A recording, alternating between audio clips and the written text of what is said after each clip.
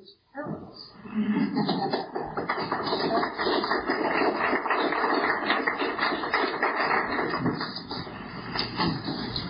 Well, it's a pleasure to be back with all of you. I feel like this is the home parish, so to speak. This seems to be the place where I see the most number of faces that I recognize. So it's sort of like a family meeting. Formal title of the lecture is Nature is the Center of the Mandala. And this is really basically simply a structure to work off of, to anticipate and discuss where nature lies in the future, the cultural future that is unfolding in front of all of us. And to background my thoughts on this matter a little bit, I have always had a relationship to nature which I pretty much took for granted, but perhaps it was more intense and somewhat unique than most people's. I grew up in a small town in Colorado. I was very early into being a rock hound and then a butterfly collector. I had no interest in stamps or baseball cards or anything like that. It was always natural objects. And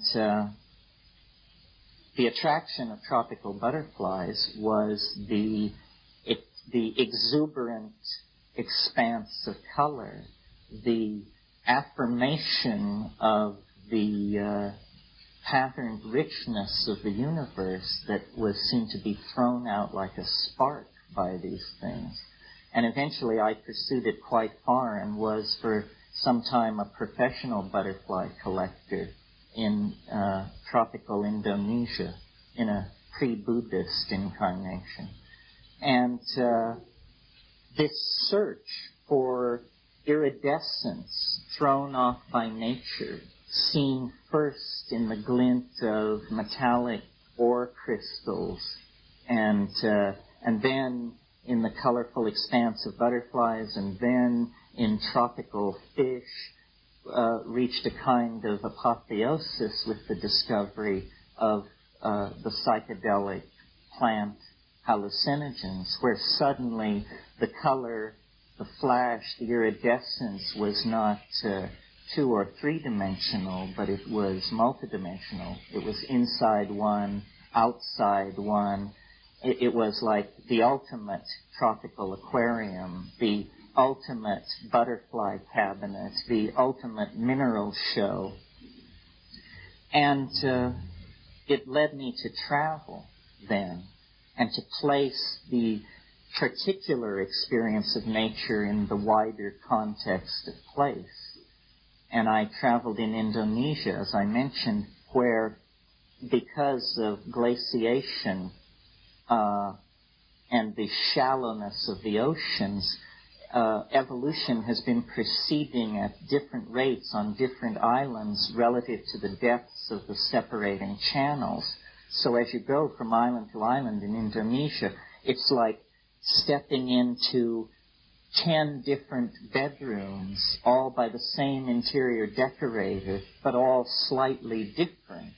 Different because of the context in which the evolution took place. And these times spent, and then of course there were the times in the Amazon, which most of you have heard me lecture on, where the pursuit of psychedelic plants was really in the forefront. But I came to see nature as experienced, meaning as it hits you when you walk around in it and pick at it and carry it with you, that this kind of nature had been read out of the repertoire of images that most people bring to bear on their reality. And consequently, the reality is de-spirited. The spirit resident in nature is not visible when these mechanistic grids are laid over it, sort of by a kind of anticipatory osmosis. We called our company, which has existed now 10 years or more, Lux Natura. Lux Natura means the light in nature. The Lux Natura is the salvational radiance that can be found in the organic kingdom. It's a term of Paracelsus. And it has slipped from the grip of modern human beings, except in special cases where it is cultivated as a sensitivity, or where it is pursued in the guise of an aspect of the psychedelic experience. So what is nature, and what's so great about it that it should be the center of the mandala? Well, it seems to me that it is psyche in a way that has become occluded by the perverse development of language, so that what we take to be exterior to ourselves and sustained by the laws of physics, which do not arise out of the human mind, is in fact not that at all, but a kind of stratum of expectation that has been laid down by the human journey through time. Now, granted, there are aspects of nature which are not part of the human journey through time, but they are occult from our point of view. They are not expressed, except perhaps through the demonic artifice of an instrumentality. And this has been the course, or the strategy of science, is to use an instrumentality to reveal the mechanics of the occult side of nature. The problem is that this occult side of nature, once explicated, does not yield a satisfying reflection of ourselves. It yields instead a very unflattering reflection of ourselves, if any at all. So, in Hawaii, sitting on the mountainside, you think that you are like Lenin in Germany or something, and you have to politically think it all through so that to whatever degree one's voice is heard, mistakes are not made. Because it seems to me clear that a small miracle is taking place. It is that, and I was saying this to Roy today, it is that our point of view is actually gaining ground. The thing which we least expected to happen, I think, that all this New Age hustle and bustle, though granted that 95% of it is just intellectual noise and efforts that fail, efforts to coin the perfect analogy that fail, nevertheless, there is a residual 5% that appears to have become the cutting edge of the guiding image of this megaculture. So it becomes important then for people who identify themselves with the human potential movement, spiritual development, the rebirth of intuition, all of these things, to make a place in the plan for the role of nature. And different responses have gone on to that. The Gaia response, which claims nature as a stabilizing feminine force, which I'm all for that. I think that's definitely the image that has to emerge, that the recognition of the presence of control mechanisms which are not coercive, but which are Taoistic, is a way of coming to terms with nature that we have resisted. This is, it's a simple idea. It's just the idea that before technology, people had to store firewood in the autumn for the winter. And in the spring, they had to sharpen tools for the late spring planting and this sort of thing. That there was an implicit rhythm laid down by nature that entered the human cosmos at every level and then was reflected in the poetry, the culture building, the language evolution, etc. And that when urbanization, other factors removed the influence of these rhythms, ending in the final culmination of the modern city where life under electric light goes on 24 hours a day, there's then a flattening of the human dimension. There is no more a sense of being embedded in flux. There is instead the myth of the eternal culture. It's like Woody Allen, his comment that he didn't like to go to the country because you see all these screen doors with cobwebs in the corner. Well,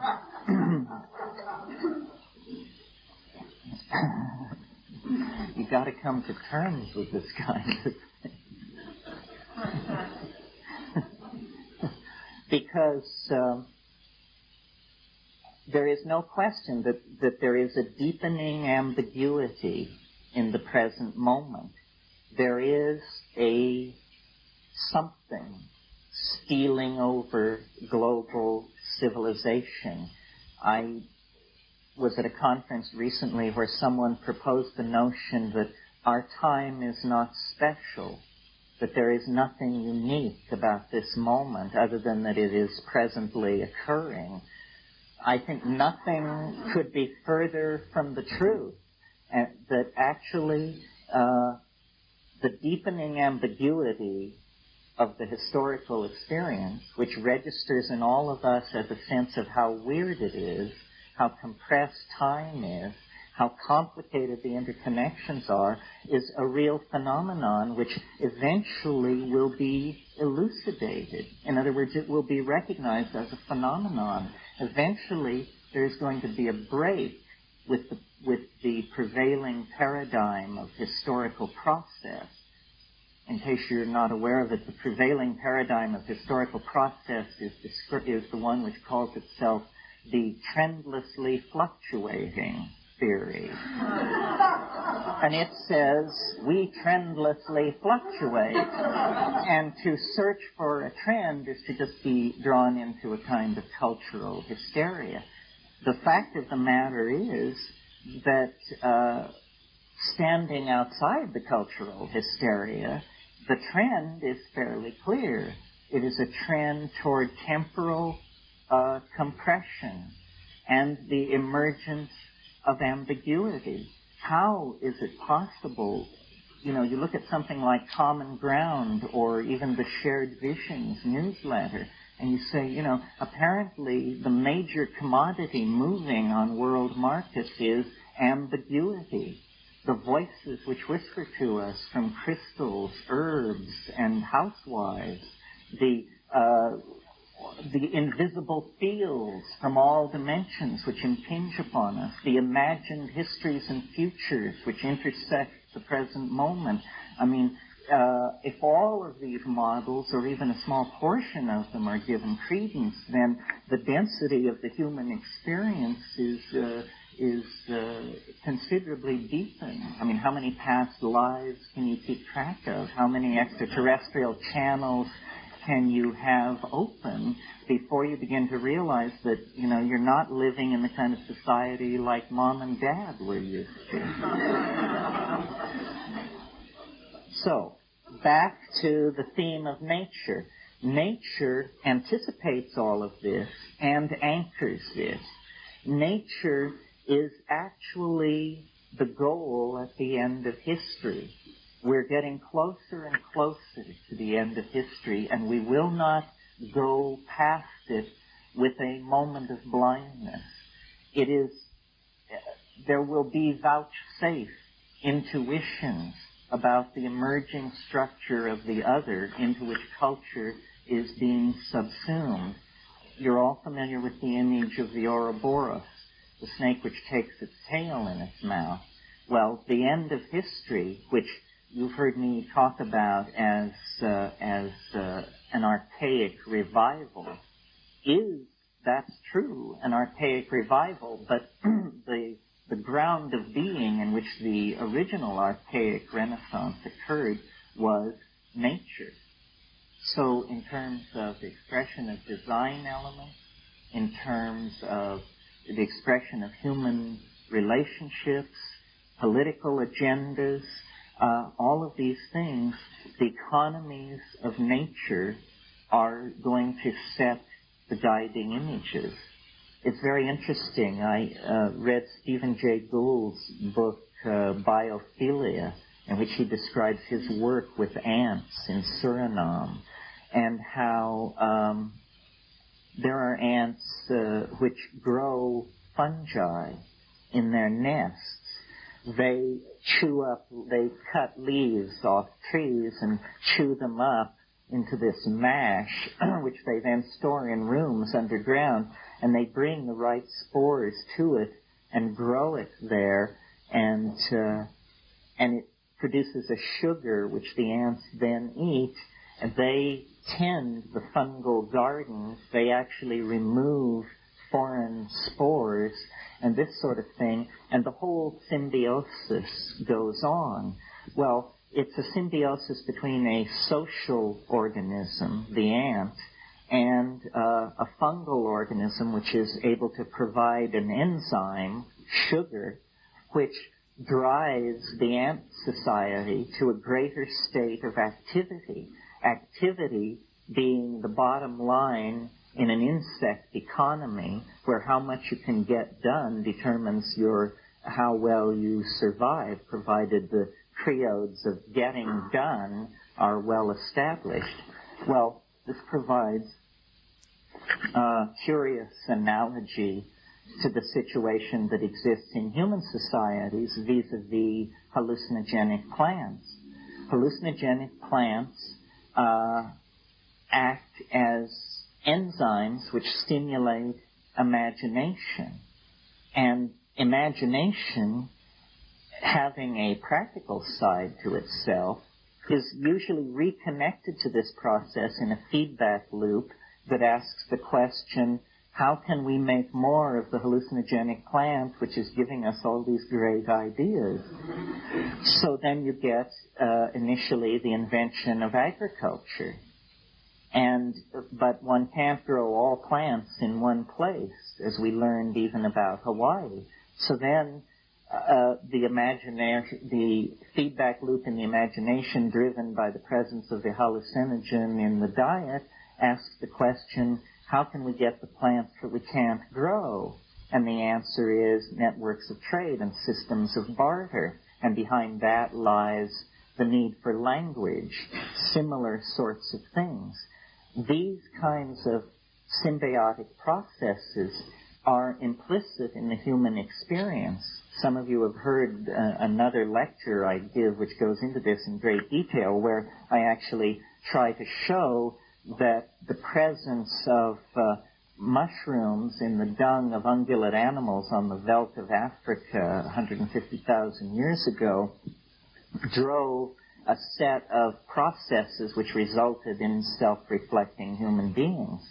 I won't recapitulate that now, except to say that that process didn't end with the invention of language or the domestication of cattle. It continues right up until the present day. It really is as though, from a planetary point of view, what has happened is an enzyme system called the human species was deputized into an information-gathering mode, sent out as a kind of prodigal subsystem, a kind of episome of the social environment, to cognize the organization of the natural world through a process called human history, or the historical advance of understanding toward sufficiently complete modeling of the ground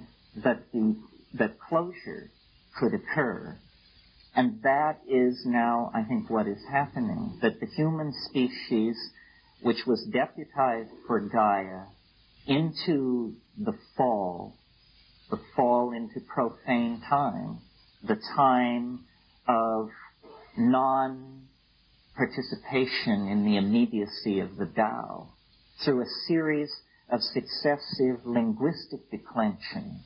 That's what it was. I mean, this begins to sound almost biblical, because what we're saying is there's a fall, and the fall is somehow related to a confusion of languages, not one from another, but from the object of experience. And as the language became less and less natural, the world of the species using this language became less and less natural, because the evolution of symbols moved toward the abstract, became the realization of ideals. Notice that as early as Platonic philosophy, and I'm not sure, well, no, even in pre-Socratic philosophy, you get the enunciation of abstractions, great overweening concepts which subsume large sets of particulars underneath them. And this ability to subsume the particulars under a name, which is a class name, is the beginning of this process of replacing the natural language with the symbolic structures that then interfere between soul and nature. The reason for this process we can really only guess at. It seems as though nature requires this reflection upon itself, that the completion of nature is somehow in the hands of a single target species, which acts as an enzyme within the global organism of Gaia. From the point of view of an extraterrestrial looking down on the surface of the planet, there are not discrete organisms. There is simply a gene swarm, and through transmission of viruses and numerous non-genetic ways in which genes are transformed, the previously imagined sharp declensions between species are actually somewhat illusory. So that really, within the confines of my body, the unfolding of gene expression and the molecular assembly of enzyme systems and proteins and that sort of thing is simply under a tighter regimen of control than are the same kind of processes which are going on between people. We are really a loosely regulated organism that has a tendency to ever tighten the control between its subunits, so that you can see the evolution of language, the evolution of technology, and its being at the service of media, the rise of cities, the oral poetry. All of these things, we seem to strive for greater and greater cohesion, greater and greater free flow of thought among ourselves. And what we're looking toward is a moment when the artificial language structures which bind us within the notion of ourselves are dissolved in the presence of the realization that we are a part of nature. And when that happens, the childhood of our species will pass away, and we will stand tremulously on the brink of really the first moments of coherent human civilization. And when that happens, the noise which haunts our social systems, our inability to couple things together so that they work, will begin to evaporate. This, I think, is already beginning to happen. It's a slow process, but it's a kind of cascading phenomenon such that once it begins to happen, it happens faster and faster. And the mirroring of psyche that was always the glamour, if you will, which stood behind nature, is correctly perceived with greater and greater clarity as this process proceeds. And this correct perceiving of nature's relationship to self and language is the essence of all of these cultural vectors that are converging. Feminism, the exploration of space, the perfection of the thinking machine, or of the human-machine interface, the mysterium tremendum at the core of the psychedelic experience. All of these things are, I think, going to be seen as anticipations of this post-historical state, which lies beyond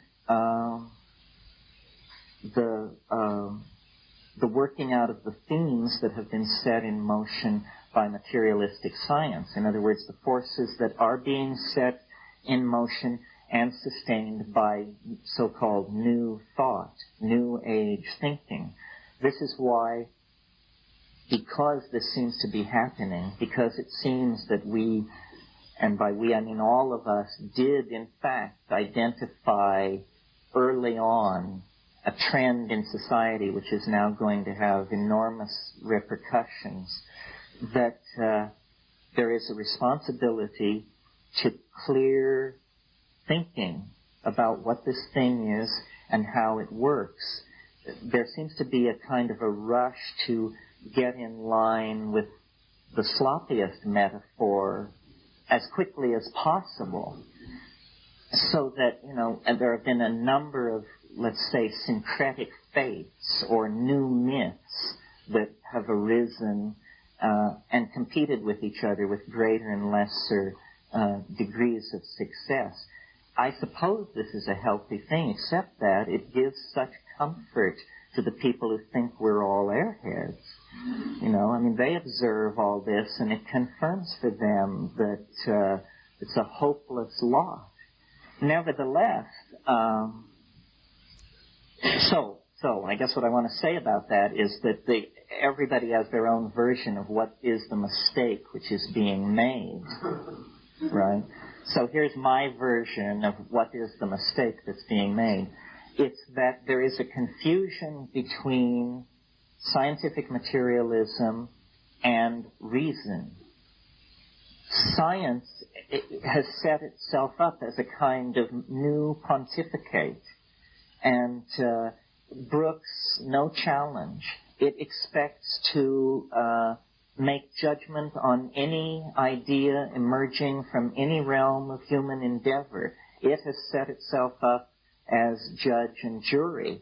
The fact of the matter is that this is only by virtue of its spectacular acts of technological prestidigitation that it's able to presume to do this. Because really what science is most successful about in telling us about are realms which none of us have ever penetrated nor are ever likely to. How much do you wish to know about the rings of Neptune or the quark? We're continuously sold the line that somehow when the metaphors of consciousness are fully mapped onto quantum physics and biology, that a great step forward will have been taken. It seems to me that since the information coming out of quantum physics and molecular biology is so removed from the realm of common experience, that if we succeed in mapping mental phenomena onto those realms, we will have succeeded in the final act of alienation, because we will have at last totally removed our experience of ourselves from the realm of felt cognition. So I think that instead of the idea that there needs to be a kind of erection of an overarching metaphor from the physical sciences into the social and psychiatric sciences. Instead, there should be the recognition and celebration of mystery, that in fact we are an intelligent species caught in a historical process. No generation which preceded us knew what was going on, and there is no reason to assume that we know what's going on or that the generation which follows us will know what's going on. And what kind of trip is it, anyway, to insist on knowing what's going on? It's a highly unlikely enterprise. I mean, look at the data sample. The data sample is your lifetime on one planet in one tiny corner of the universe. And from this, via the fallacy of induction, certain principles of uniformity are extended to the far-flung corners of the cosmos in space and time. Then a bunch of fancy metaphors are built up that nobody can check on anyway. And then this is called understanding. You see, it isn't understanding. Understanding issues into appropriate activity. And a model of the universe which doesn't issue into appropriate activity in the here and now is a curious model indeed. After all, appropriate activity in the here and now, I would think, would be the sine qua non. Everything else is unconfirmed rumor. So, nature is the visible manifestation of this mystery. It entirely surrounds and completes us. It is there to be beheld and imbibed in. It is simply that one must either replace the sterile language of scientific materialism, or one must bring no language whatsoever to it, so that it speaks for itself. I've noticed with ayahuasca, this South American visionary vine that's a hallucinogen, unlike the mushroom, it does not speak. It shows. Its language is visible, a fractal hieroglyphic surface of intermediate dimensions that contains an endless unfolding of phenomena at level after level, apparently, who knows, down into the microphysical realm. This is a correct seeing of what is. The mystery is co-present with its denial. It is a matter of changing points of view. And changing points of view is a matter of retooling language. If nature is psyche, then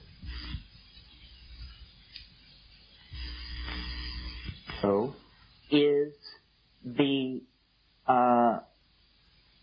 autopoetic, self-reflecting cloud of cognition that manifests as language. It is partly based in the structure of matter. It is partly based in the implicit syntax of the perceiver. It is partly an interference pattern between the two. But it is as close to the ground that one can approach without theory. Which brings me then to the last point that I want to make about this, which is the key to the forward-looking expression of the archaic revival, the key to making the New Age fulfill its best hope and not fall into a kind of crypto-fascism of paradigmatic warfare, is to enunciate two principles, which are really two ways of saying the same thing. They are the primacy of experience and the toxic nature of ideology.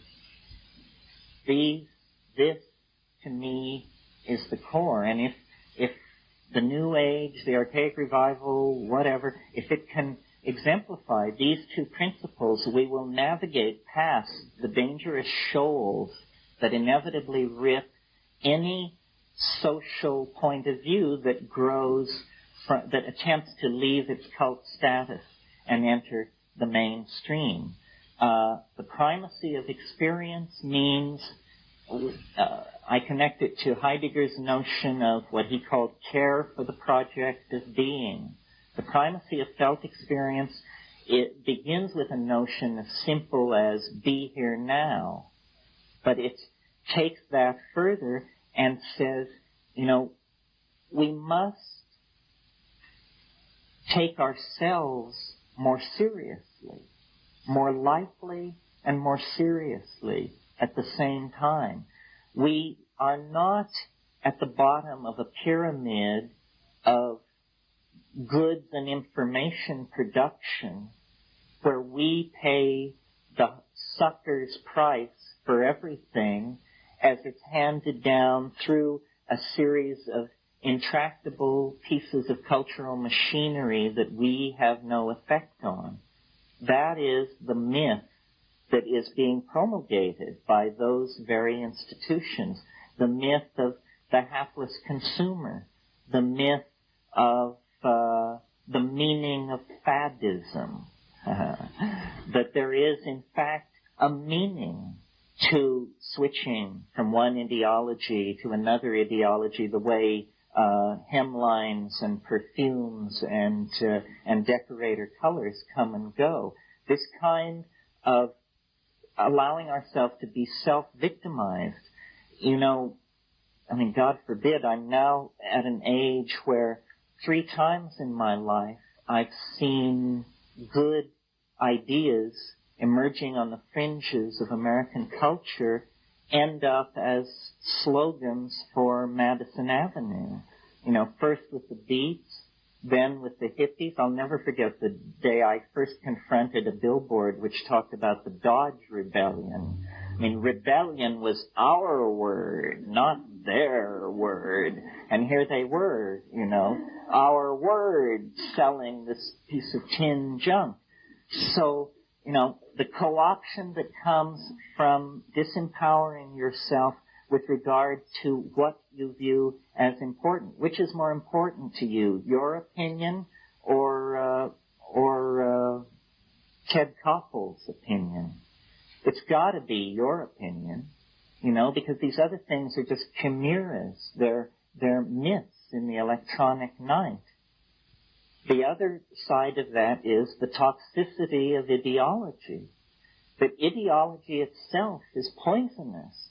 That in the 15th and 16th century, it was like 120 years of intermittent religious war because people were so uptight about whether or not you were a Catholic or a Huguenot or a Walloon or, all this stuff.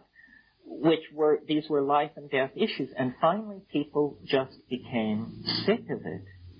And I hope, I choose to believe that we may be approaching such a watershed with the social ideologies that have just been dinging themselves into the global population for the past 100 years. They are extremely bankrupt. The notion of any kind of serious competition between Marxist-Leninism and capitalist democratic techno-fascism or whatever it is ludicrous. Neither system works in the presence of the need to wage ideological warfare against the other. And yet it's fairly clear that each society could function quite well if it didn't have that burden. And similarly, in many microcosms of that situation around the world, it's clear that ideology has become some kind of anachronism. It's a kind of lack of good taste. It's like being a nut, so that you come on with some ideology and people just look at their plate. They're embarrassed for you. And well, they should be, because that butter's no bread. That's just a big pain in the neck. The ideology which naturally claims our attention is pretty well understood. You know, it's like it says in the Old Testament, you can know the truth. The truth is the still small voice in your heart. We don't have to take courses in theology and ethics to get all this down. The political agenda is fairly clear. You know, you feed people, you cure disease, you anticipate and solve social problems having to do with sewage disposal, distribution of land and wealth, so forth and so on. I mean, who's kidding who? None of this stuff is controversial unless you're living inside a locked ward, which we seem to be doing. So, more and more, this anti-ideological position has to be articulated. It's no big deal about how you cause language to evolve. You cause language to evolve by saying new and intelligent things to each other. And then other people say, oh, well, so this thing that I've always thought but never felt like saying is actually legitimate and okay, and I can say it and I will say it. And then it begins to move like a wave through society. I mean, you will be told that for me to advocate the poisonous nature of ideology without calling it anarchy is to peddle my own private ideology. But this is absurd. It's like saying if someone tells you not to drive, that they're advocating a certain style of driving. That isn't it at all, you know. It's a translation of levels. It's something entirely different. Both of these things, the toxic nature of ideology and the importance of the felt presence of immediate experience, can be brought together under the notion that we cannot afford the continued existence of what has been called throughout most of the 20th century the unconscious. That the unconscious is actually a kind of neurotic excuse for not getting our act together as a species. It is a kind of infantilism, a giving of permission by each of us to all of us to not get our act together. And the way in which the unconscious is eliminated is by turning the language machinery back upon itself and reflecting on the process of attention. This is what Buddhism is all about. Attention to attention, awareness of the modality of the cognitive process. Don't be fooled by yourself. Don't be made a sucker of by yourself. Just rise above that possibility by paying attention. Attention to attention causes the light of language to fall into these dark and unilluminated corners where infantilism is tolerated in the individual personality. Doing that to oneself has a kind of a morphogenic field effect, a kind of chain reaction which sweeps through society. This is, I believe, what all these gurus are always trying to say in a somewhat, I don't know, more concrete and therefore somewhat less convincing fashion. But it's simply that the act of conscious self-inspection creates more conscious people, which create a more conscious society, which erodes the possibility of the poisonous and toxic effects of ideology. This is what psychedelics were and are about in terms of their social position and their legal position in society. Psychedelics are illegal not because a loving government is concerned that you may jump out of a third-story window.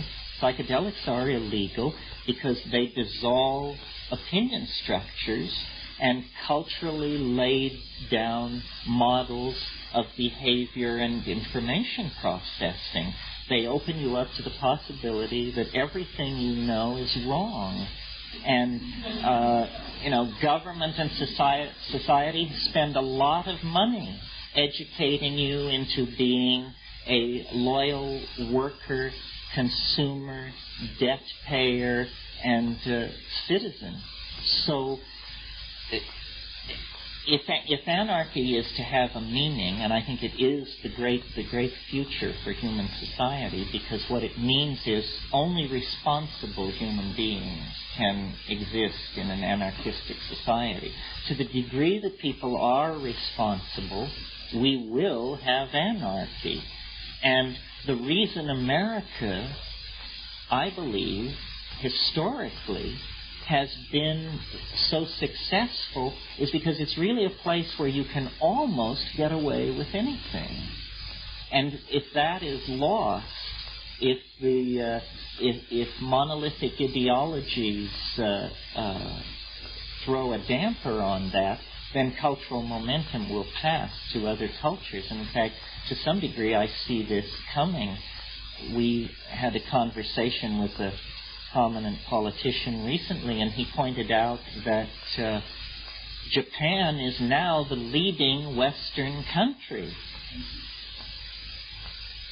This indicates a cultural crisis of some depth for the ideals of the American Constitution. My brother is a brain scientist at the National Institute of Mental Health in Bethesda, Maryland, the crown jewel of American brain science. Everybody there is a Japanese graduate student doing work on a 2-year or 3-year scholarship. So,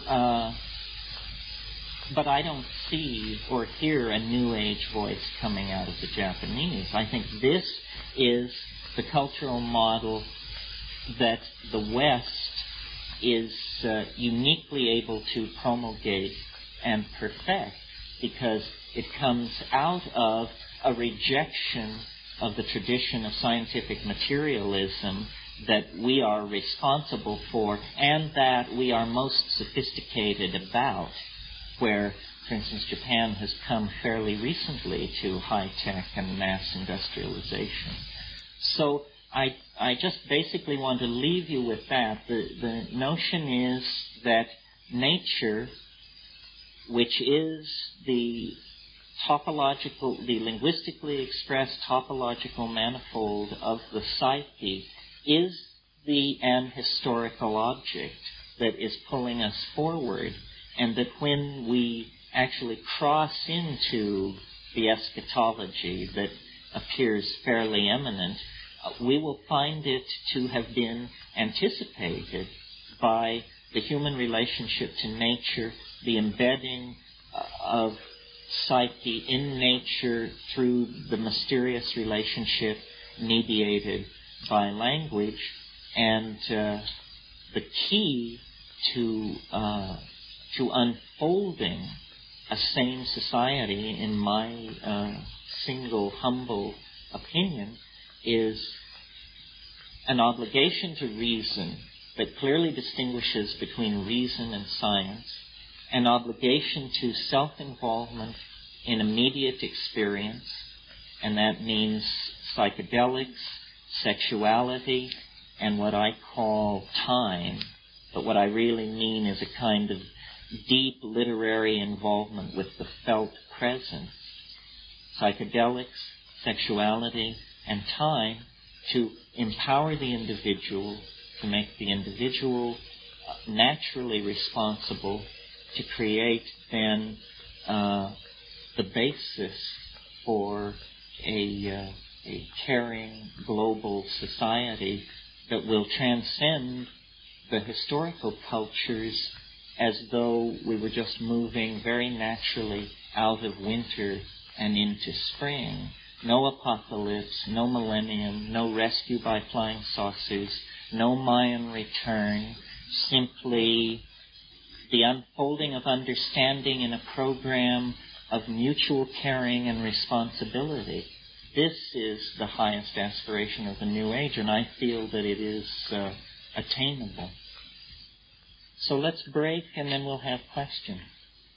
Thank you very, very much.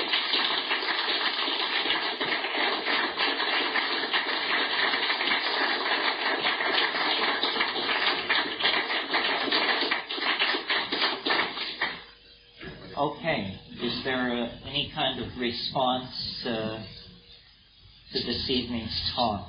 Wonderful, yes.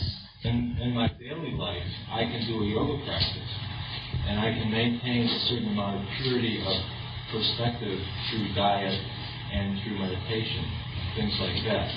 And if I take a psychedelic drug, it makes it very difficult for me to function in the world, because almost too much information is coming in order to do day-to-day things. So your question is, how do you integrate taking psychedelics into an ordinary workaday existence? Well, I don't know that it is easily integrated. I mean, I'm not sure whether you mean you can't function while it's happening or you can't function 3 weeks afterwards.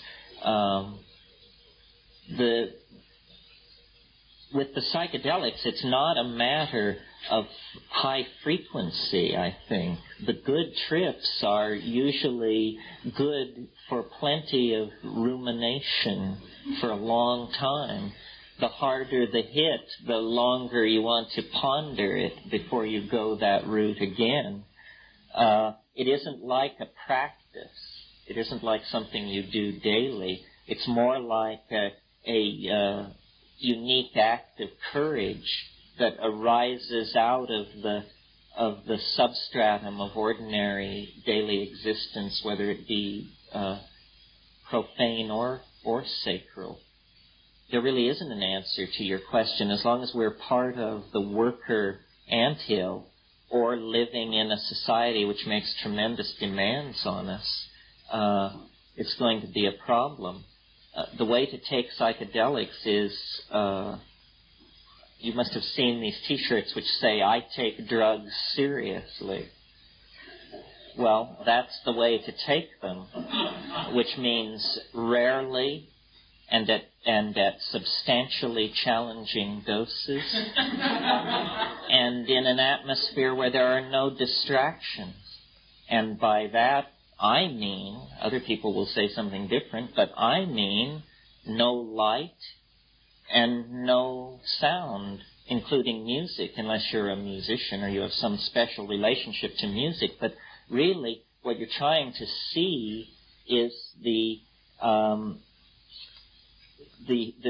surface of the brain-mind interface. And to the degree that you can create a situation of sensory deprivation, you will have a greater expectation of succeeding. Some people wouldn't dream of tripping without music, but I find that, it becomes the trip. The whole thing then becomes about that piece of music where in silence it would have been equally audially interesting. So it isn't, the early model of the psychedelic experience was sort of that you eat an orange and look at art books and listen to Bach's choral preludes. But that art historical approach to it doesn't give enough credit to the power of the substance. I mean, it can lift veil after veil in silent darkness to just catapult you into endlessly undulating tapestries of organic beauty. And there need be no sensory input, in fact, shouldn't be, for this to happen. You had a question. I was wondering about practical sort of tips. Like, how do you take something back? It's sort of like going to a Magic Kingdom and wanting to take back a golden piece with you or a key or something, because I lose it, and Well, I think I sort of touched on this obliquely tonight, that attention to attention, or paying attention to the nuances of cognition, is a psychedelic way of being. I mean, if any of you are familiar with Marcel Proust's Recherche du Temps Perdu, he didn't take drugs except for laudanum and valerian and alcohol and absinthe and tobacco and things like that. So he was drug-free, and he managed to refine, this art of just the awareness of the tensions and nuances in the moment. For really, what I have come to believe about the psychedelic experience is that it is simply a compressed instance of what we call understanding, so that living psychedelically is trying to live in an atmosphere of continuous unfolding of understanding, so that every day you know more and see into things with greater depth than you did before. And this is a process, it's a process of education. What the psychedelic experience is it's the process of education so compressed that it has become a cascade of actual visual images, which, rather than a kind of slow unfoldment of linked perceptions, but really attention to attention and appreciation of the immediate. I always think, when this comes up, of William Blake's advice. Blake was, as you know, a great mystical, visionary English poet who spoke with angels and had these wonderful visions of the angelic world.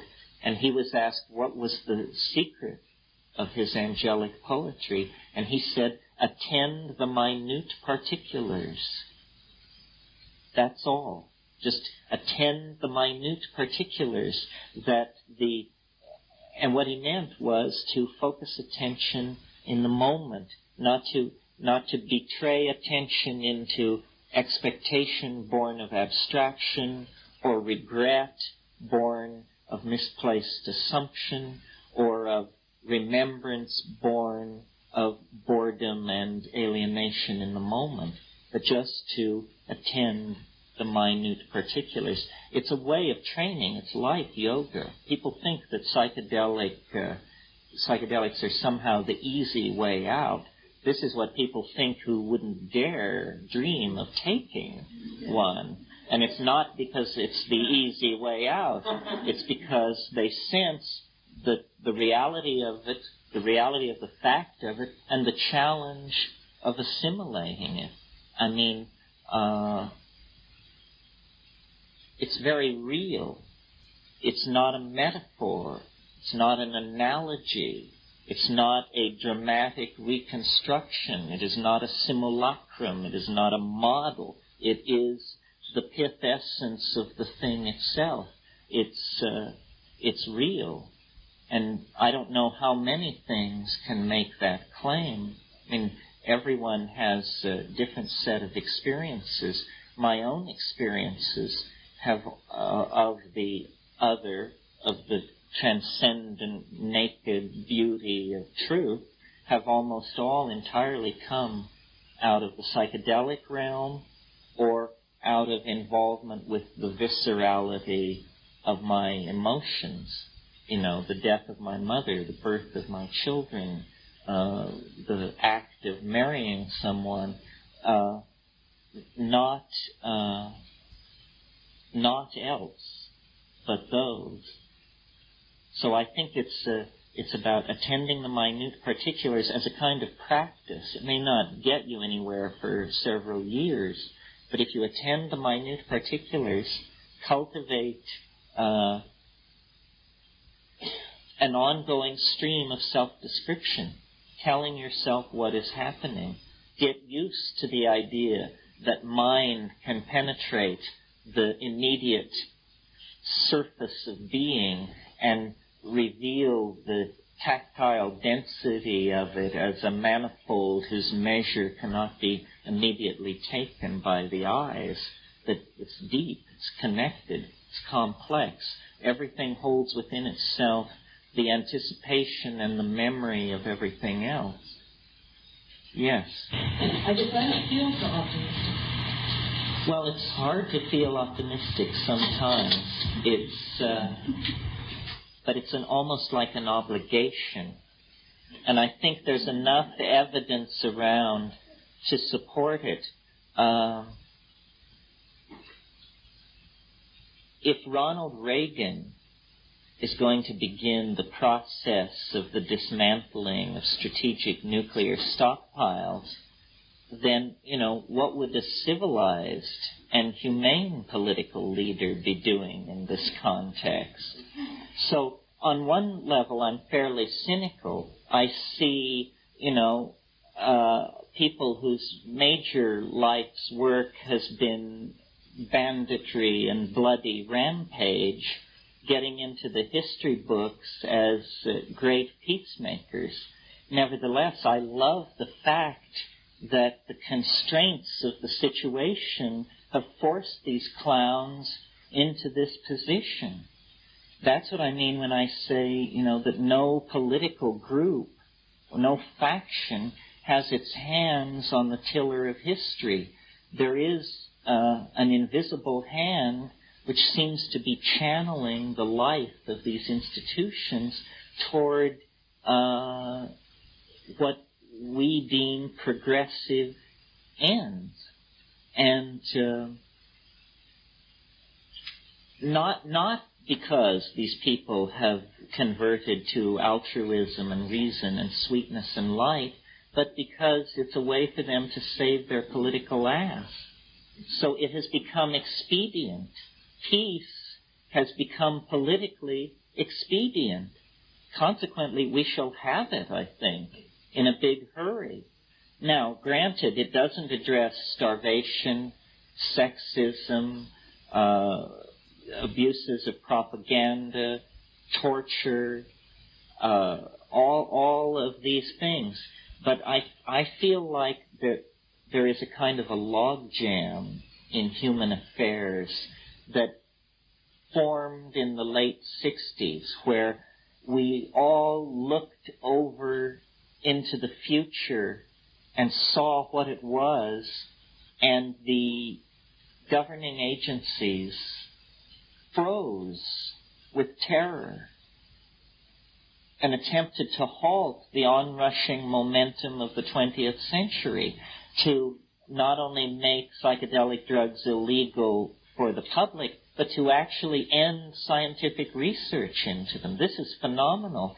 Scientific research is supposed to be freely pursued in any field. That's the banner under which science rides its horse. But apparently this doesn't apply to hallucinogens. Freezing all dialogue on disarmament. Freezing all dialogue on the retraction of the projection globally of imperial power and strategic stockpiles. All this was frozen in place in the late 60s, and it's only now beginning to give way. The future has a momentum that no institution can deny, and the 25 years of constipated dithering that we have just come through has only meant that now the transition into the new order will be that much more sudden and that much more complete. So I guess I am optimistic.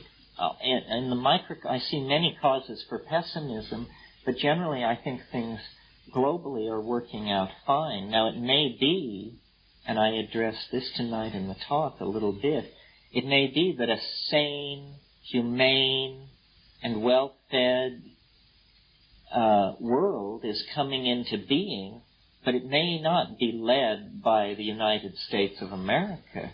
We, muscle-bound with strategic arsenals, unable to produce things which the rest of the world wants to buy, entertaining a massive trade deficit, tolerant of reactionary, pseudo-religious forms of political crypto-fascism.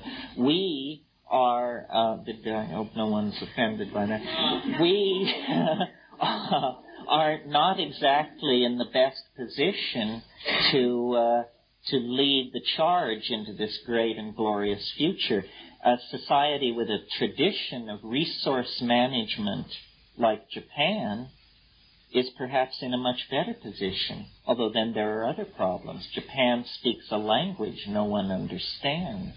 It's going to be quite a world if the power of the projection of the Japanese cultural self-image is to become so overwhelming that Japanese is to become the dominant language of the West. Although this is a possibility. Certainly, if any of you are familiar with the fiction of William Gibson, and if you're not, I urge it upon you. This is some of the most exciting science fiction being written. He pictures a world where Japanese cultural dominance, I would say, is a primary factor. So yes, I'm optimistic. We have to be. It's the only game in town. And look at the opportunities. It's simply a matter of insisting on human values garnered from the felt experience of the moment and holding back the toxic effects of ideology.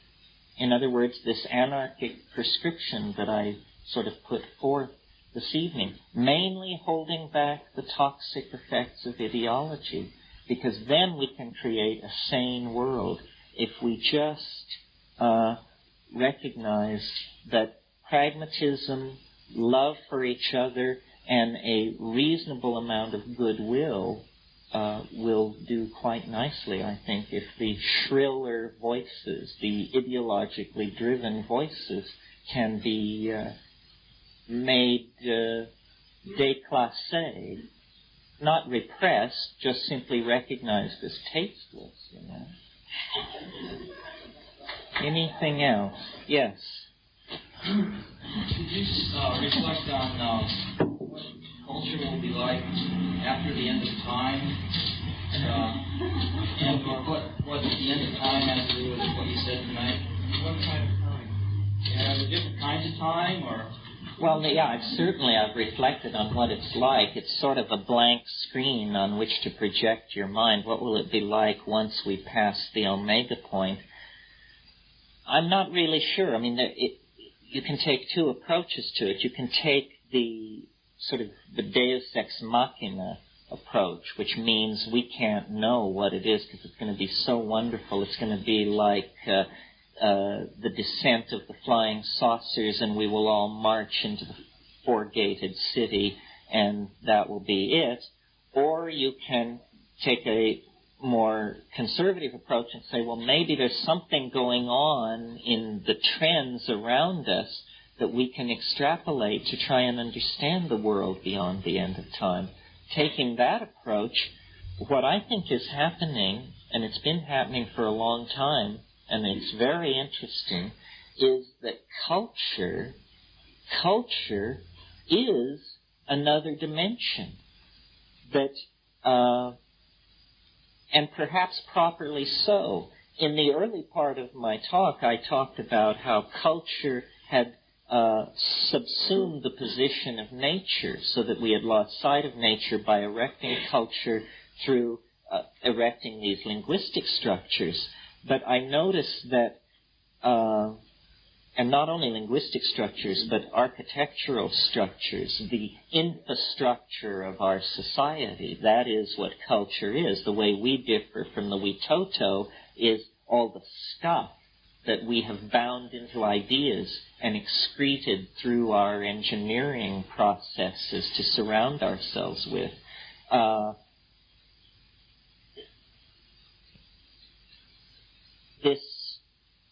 This dimension, which is culture, is becoming ever more all-inclusive, at the same time that it's also becoming, strangely enough, ever more ethereal, ever less material.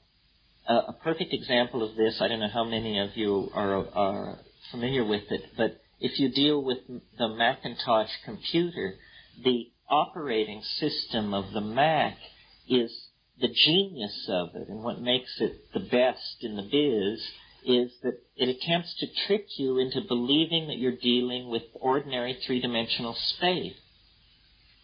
You know, you don't type in commands, you don't choose printed options, you move in a symbolic representation of three-dimensional space.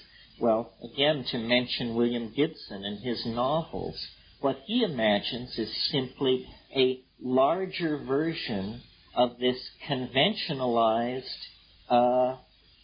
symbolic representation of three-dimensional space, so that you enter, in his novels, his characters enter into a world where the Bank of America database is perceived as a huge red rectangle, hundreds of feet in height, in a certain spot in the memory of this global computer. And yes, it's cyberspace.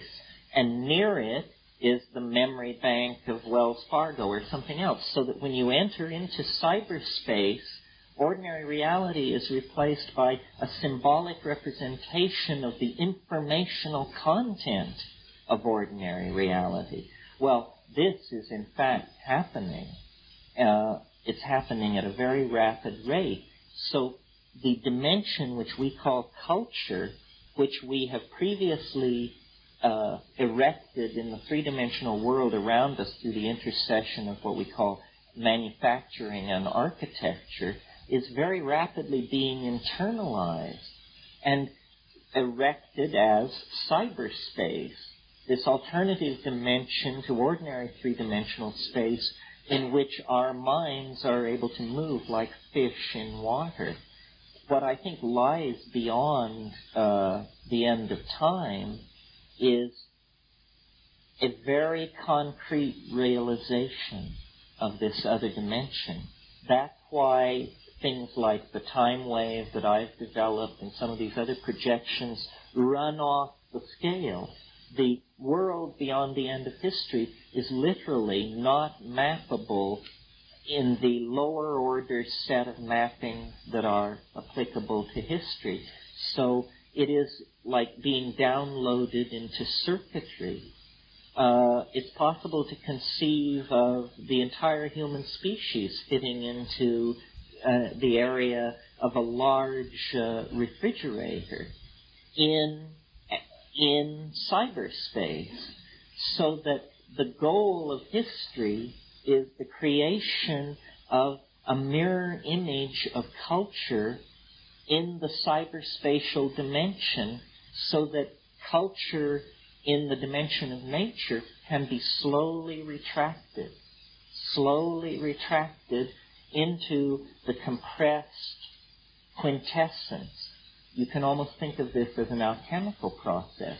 We're talking about forging a philosopher's stone out of a hyperdimensional medium which is composed of energy and language, and into which we can all cast ourselves at will.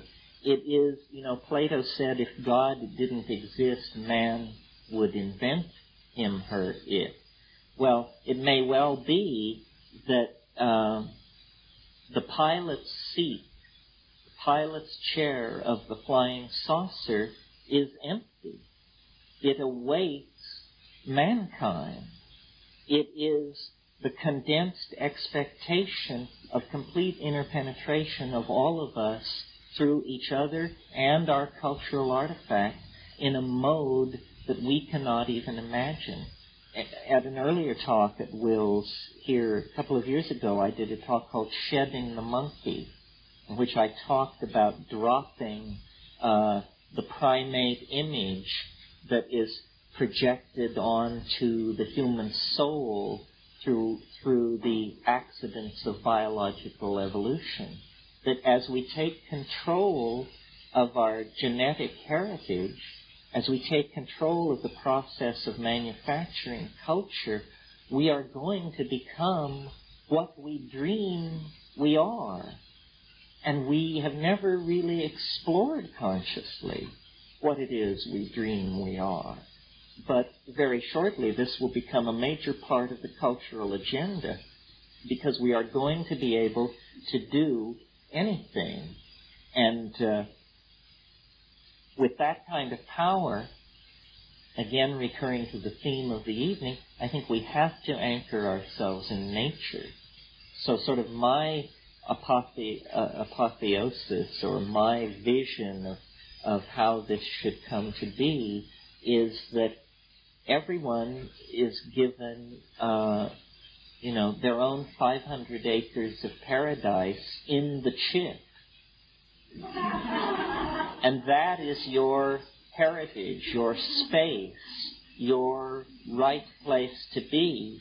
And out of the mellowness which accrues only to the very wealthy, which we will then, each and every one of us, fall into that category, we will be able to return to the dimension of the limited pie and very decorously and thoughtfully apportion it out in a sane and rational manner. And it's very, very tricky, see, this rush toward the ability to completely realize the self-image in hyperspace. My mother used to say to me when I was a small child, if wishes were horses, beggars would ride. And I think that's the dream, to turn wishes into horses that beggars may ride. And it's that world where we each get our own horse, or when our ship comes in, that lies beyond the historical dimension, because it's where we, in effect, each becomes all and then is freed into the imagination of the Oversoul to create whatever castles in the imagination seem most pleasing. It's the triumph of art. Art in the imagination and reverence for nature in the placental dimension, which is the life support system for this fantastic indulgence in the expression of the imagination. Yeah. Talking about culture and the toxicity of ideology. I'm an educator. I educate young children. And I'd just like you to address what we can do, or what your ideas about what society can do so that we don't have to undo it at some point. I mean, most of us here had to kind of undo what we went through as children in public education anyway, so that we could at least come to some level of awareness or peacefulness within ourselves. Where's the positive side of it? Where's your... Well, in Hawaii this past year, we homeschooled our children, and we also coincidentally rented office space from a major company which creates homeschooling curriculums. And on their letterhead, they had the motto, "You are your child's best teacher." And we found out how hard it is to live up to that ideal. And yet, in a way, we also found out how rewarding it was to attempt it. When we return to Northern California, our children will go to public school. I think basically you have to not leave it up to the school. You have to check in on what's going on and input into the process. I don't feel that I can give a very deep answer to this. I think it's one of the most perplexing problems. One thing I think that's terribly wrong with education is that there is no sense of history instilled in people. And history has almost as bad a rap on it as mathematics. And yet these are the two modes of thought which I think would do the most to anchor us, because they both are about different forms of grounding. One grounds in eternal demonstrable principles, mathematics, and the other dissipates amnesia. It's a very weird thing that somebody can't tell you, isn't quite clear on whether event X happened in the 13th or the 16th century. I mean, after all, 13th, 16th, 19th. How would you like to be, so imprecisely perceived in somebody's mind that they couldn't get within 300 years of where you lived and died? So the lack of a sense of history makes us really prey to manipulation. That's why I am cynical enough to believe that the de-emphasizing of history that's gone on in American education over the past 30 years is almost the equivalent of a plot. The notion, even as recently as when I graduated from the university, and it took me 12 years, so I didn't graduate until 75, but the idea was that if you went to a university, you emerged a liberal, gentle person, well-informed on the accomplishments of your culture, its history, its aspirations, its ways of governing itself, its ways of resolving conflict, and so on. Now I think people these things have become gigantic trade schools, and you are expected to learn to do a job, and when not doing your job, malls have been provided for you to shop in, and 240 channels of garbage have been piped into your home for you to keep up on what it is that is au courant to go out and buy. And this creation of this historyless, mindless, consumerist person at the expense of the ideal of the democratically informed citizen is going to wreak great havoc in our society.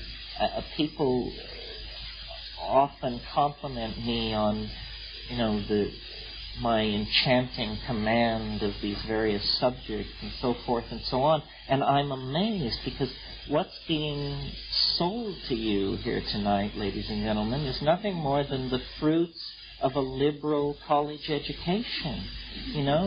You go to college, you learn about Gnosticism, Platonic philosophy, or you once did, but no more, apparently. So it can be sold as the most far-out, fringy thing in the new age. This is amnesia on quite a scale. So, and the other thing I would say in answer to your question about education is separating physical culture from competition. That the notion of physical culture, and by that I mean gym class, and competition is one of the, I feel the bile rising. This is, we're talking serious here now. But saving people from the grief of PE is, I think, a major way to heal the culture. When we were living in Hawaii, Kat asked our son, how did he think of himself? And he said he thought of himself as an artist and an athlete. And I thought that this was just an amazing breakthrough, because I thought of myself as, a sort of 95-pound weakling. And the notion that my son could be physically just like I was at his age, and yet conceive of himself as an athlete and have this balanced view of art, athlete, junior scientist, and so forth, meant we must be doing something right. And what it is stressing physical culture, being in the ocean, hiking, running, skateboarding, biking, all these things, without the notion of males crashing against each other for the purposes of racking up points with females and elders to lay the groundwork for the whole imposition of the alpha male primate hierarchy that makes society such a mess. So that's that for education. Maybe one more question if there is one. Yes? You mentioned a substance from the Amazon that has the power to reveal a lot of different layers in the speech that you mentioned. I think I must have mentioned ayahuasca. Well, I'll briefly mention it again. If any of you are interested in ayahuasca, the standard reference work is that's in print is called Hallucinogens and Shamanism, edited by Michael Harner. There are, I think, about 3 articles in there on ayahuasca. Ayahuasca is a combinatory preparation, a beverage made by boiling down the bark of a jungle liana, which contains harmine and other monoamine oxidase inhibiting compounds, and adding DMT, which occurs in Psychotria viridis, a plant related to coffee, and it's generally by the people there viewed as a tonic, a purgative, something which keeps the society in equilibrium. It's also been written about by Marlene Galpin de Rios and others, and I understand there are therapists in the Bay Area working very quietly to create an awareness of its potential impact on psychotherapy, which we can personally attest that it has a great potential. We saw physical symptoms relieved in the Amazon. We saw neurotic behavior patterns dissolve, and it's just one of many shamanic devices, plant hallucinogens, that have not been studied by medical science and will not be studied as long as the current hysteria about psychedelic drug research represses the scientific community from having anything to do with these things. Nevertheless, its history as a curing agent among these tribes goes back to at least pre-conquest times, and it has a reputation for inducing states of group-mindedness which approach the level of being almost telepathic. So it's being used in the Amazon to regulate social processes as well as the health of individuals. So it's very, very interesting in the way that it seems to be a kind of pristine model of the many ways that a psychedelic compound can have a healing effect in a society. Well, I think that's about it for this evening. It's 10:30. I want to thank you all very much. It's good to be back.